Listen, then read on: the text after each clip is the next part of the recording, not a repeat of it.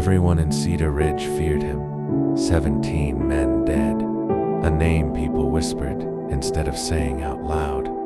And one woman walked straight up to him, looked him in the eyes, and said, "I want to marry you." This is the story of a seamstress who saw past the blood, and the gunslinger who'd forgotten he had a heart to give. What happened next? No one in that room ever forgot. Cedar Ridge, Wyoming Territory, 1887. Dust and drought and the kind of heat that made men mean. Eleanor Sinclair had lived there for 6 years. Since her father died and left her the dress shop and nothing else, she was 28, unmarried, likely to stay that way. The respectable men in town had stopped asking after the first year when she'd made it. Clear she wasn't interested in being someone's unpaid housekeeper. The disrespectable men knew better than to ask at all. She was alone, had made peace with it, or thought she had, until she started noticing him. Silas Blackwood arrived in Cedar Ridge 3 years ago, rode in on a black horse, wearing dust and silence like a second skin, took a room above the saloon, kept to himself, spoke only when necessary. The rumors followed him like shadows. 17 men, maybe more, all of them dead by his hand. He was a killer, a gunslinger. It's the kind of man mothers warned their daughters about, and fathers watched carefully. But Eleanor watched differently. She watched from her shop window as he stopped to help Mrs. Chen carry her groceries when her arms gave out. Watched him leave money on the church steps every Sunday morning before anyone else woke. Watched him break up a fight outside the saloon, not with violence, but with a look that made grown men reconsider their choices. Watched the way he sat alone at that back table every night, playing solitaire with cards that were wearing thin, looking like the loneliest man she'd ever seen. Then she thought, "I know that look. That's what I see in the mirror." She made the decision on a Tuesday, closed her shop at noon, put on her best dress, the blue one with the lace collar she'd made herself, pinned her hair, checked her reflection, and walked to the saloon. Every step felt like walking into gunfire. Respectable women didn't go into saloons, didn't approach men like Silas Blackwood, didn't propose marriage to dangerous strangers. But Eleanor had spent 6 years being respectable and alone, and she was tired of one of those things. The saloon went silent when she walked in. Piano stopped mid-note. Card games froze. Whiskey glasses paused halfway to mouths. She kept walking, straight to the back table where Silas sat alone. He looked up slowly, dark eyes, hard face, the kind of handsome that came with warning labels. "Miss Sinclair." His voice was rough, used to being directed at respectable women. "You lost." "No, Mr. Blackwood." She pulled out the chair across from him, sat without being invited. "I've come to propose marriage." The entire saloon might as well have stopped breathing. Silas went very still. Then he set down his cards carefully. "You've been drinking?" "No." "Hits your head?" "No." "Then you've lost your mind." "Possibly." She folded her hands on the table, met his gaze directly. "But I'm still proposing." He leaned back, steadied her with those dark, unreadable eyes. "You don't know me. I know enough. You know what they say about me? I know what they say. I've also watched you for 3 years. I know you leave money at the church. I know you helped Mrs.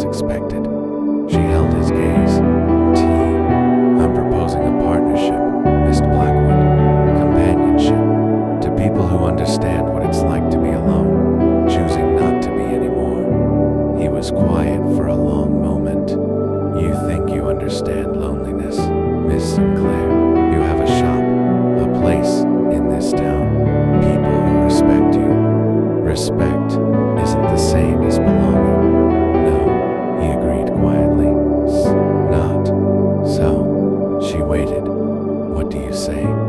He looked at her, really looked. Then he stood abruptly. Follow me. He led her out the back of the saloon, to the cemetery on the edge of town. Stopped in front of a simple wooden cross. Sarah McKenna, beloved, gone too soon. Eleanor read the name. The date, 1881, 6 years ago. Her name was Sarah, Silas said quietly. We were. He stopped.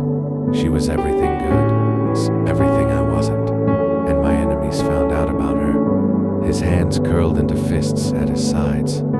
They killed her to hurt me. Put a bullet in her while she was buying flour at the general store. She died in the street before I could. His voice broke. Eleanor's chest ached. I'm sorry. Don't be. Just understand. He turned to face her. Everyone I care about becomes a target. That's why I'm alone. That's why I'll stay alone. Not because I want to be. Because I have to be. That was 6 years ago, and I've killed 11 men since then. His voice was flat. The ones who killed her, the ones who hired them, the ones who tried to finish what they started. He stepped closer. So when I say you don't know me, Miss Sinclair, I mean it.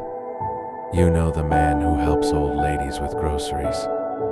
You don't know the man who's put 17 bodies in the ground. She looked at him. This hard-broken man trying to scare her away.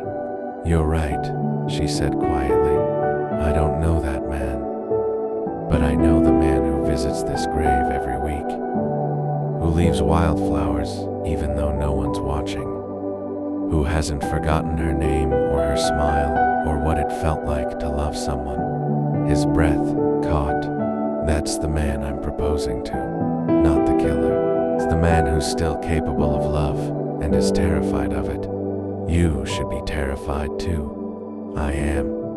She stepped closer. I'm terrified of spending the rest of my life alone, of dying in that shop with nothing but dresses to show for my existence, of never knowing what it feels like to be chosen. She looked up at him. So yes, I'm terrified.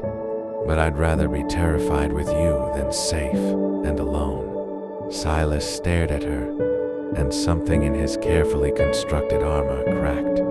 You're either the bravest woman I've ever met, he said quietly, or the most foolish. Can't I be both? His smile was brief, actually there, but it was real. You deserve better than me, maybe, but I'm not interested in better. I'm interested in you. He looked at her for a long moment, at this impossible woman who'd walked into a saloon and proposed marriage to the most dangerous man in town, who saw his kindnesses instead of his body count, who looked at him like he was still human. If I say yes, he said slowly, you need to understand something. What? I don't know how to be gentle. Don't know how to be the kind of husband you probably imagine. He stopped. I'm broken, Eleanor, in ways I don't know how to fix. I'm not asking you to be fixed. I'm asking you to try. Try what? Being less alone. He was quiet. Then, all right. Her heart stopped. All right, I'll try. He looked at Sarah's grave. Back at Eleanor. Tried to be less alone. Tried to let someone in. Oh, tried to. He exhaled. Tried to be someone worth your courage. Tears burned her eyes. Is that a yes? That's a yes. They married 3 days later. No church, no guests. Just the circuit preacher and 2 witnesses pulled from the street. Eleanor wore the blue dress she'd worn to the saloon. Silas wore his Sunday clothes and looked uncomfortable as hell. When the preacher said, "You may kiss the bride," Silas hesitated, like he'd forgotten how. Eleanor stood on her toes and kissed him first, gentle, brief. When she pulled back, something in his expression had softened. That was Your first kiss in 6 years, she finished quietly. I know. His hand found hers and held on. That first night, neither of them knew how to exist in the same space. He carried her bags to his room above the saloon, set them down carefully, stood there looking lost. I can sleep on the floor, he said. If you want. I don't want. Eleanor, I didn't marry you to sleep in separate rooms. She stepped closer, but I also didn't marry you expecting anything. Not tonight, not until you're ready. He looked at her. What if I'm never ready? Then we figure it out together. She touched his face, felt him flinch, then lean into it. I meant what I said, Silas. I'm not expecting you to be someone you're not, Denna. I just want you to be here, however that looks. His hand covered hers. I don't know how to do this. Neither do I, she smiled. We'll learn together. He pulled her into his arms, awkward at first, like he'd forgotten how bodies fit together. Then tighter, like he was drowning and she was air. She held him back, and they stood there in the lamplight while the saloon noise drifted up through the floorboards to lonely people learning how to be less alone. Loving him wasn't the hard part. Living with what he'd been was it wasn't easy. Silas had lived alone for 6 years, had built walls so high he'd forgotten what it felt like to let someone in. He'd wake at 3 a.m. reaching for guns that weren't there, flinch when she touched him unexpectedly, go silent for hours, lost in memories she couldn't reach. But there were good moments too. The morning he made her coffee without being asked, the night she found him reading one of her books, embarrassed but interested, the day he came to her shop with fabric he'd bought because the color reminded me of your eyes. Slowly the walls started coming down. And then one night, something almost broke. 6 weeks in, she found him on the roof. It was late, past midnight. He'd been gone from bed for an hour. She climbed up carefully, found him sitting with his back to the chimney, looking at the stars. Can't sleep? She asked. Never can. She sat beside him. Want to talk about it? Not particularly. They sat in silence for a while. Then, I forget sometimes, he said quietly, that this is real, Matt. I'm allowed to have this. I spent 6 years believing I didn't deserve to be happy. His voice was rough. And then you walked into that saloon and looked at me like I was worth something. Like maybe I could be more than just this. He gestured at himself, at the guns, at everything he'd become. Eleanor took his hand. You are more than this. How do you know? Because I've seen you. The real you. The man who remembers to buy me thread when you go to the store. Who fixes things around the shop without being asked. Who sits with me at night and listens to me talk about fabric and customers and absolutely nothing important. She squeezed his hand. That man, he's not a killer, Silas. He's just a man, a good one who deserves to be happy. He looked at her for a long moment, then pulled her into his arms, kissed her, not gentle this time, desperate, like he'd been holding back for weeks and couldn't anymore. She kissed him back, and that was the moment he stopped holding back, and showed her what 6 years of loneliness felt like when it finally broke. People noticed. Hard not to when Silas Blackwood started walking Eleanor to her shop every morning. When he stopped wearing both guns, left one at home like he didn't need it anymore. When he smiled at her in the street, actually smiled. The town didn't know what to make of it. The most dangerous man in Cedar Ridge, domesticated by a seamstress. Some people thought it was funny. Some thought it was weakness. One man thought it was an opportunity. His name was Frank Morrison. He'd ridden with Silas years ago, back when Silas was a different man. He rode into Cedar Ridge on a Tuesday with 3 men and bad intentions. Found Silas at Eleanor's shop. "Heard you got yourself a wife," Frank said, grinning. "Pretty thing." Silas went very still.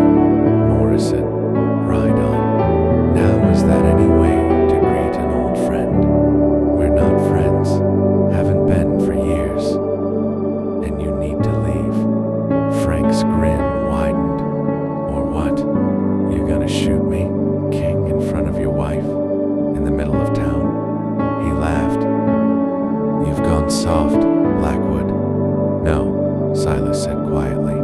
"I finally found something worth not losing." Eleanor watched from inside the shop, saw the tension in Silas's shoulders, saw his hand hovering near his gun, saw him making a choice. "Eleanor," Silas's voice was calm, controlled. "Go inside. Lock the door." "Silas, now."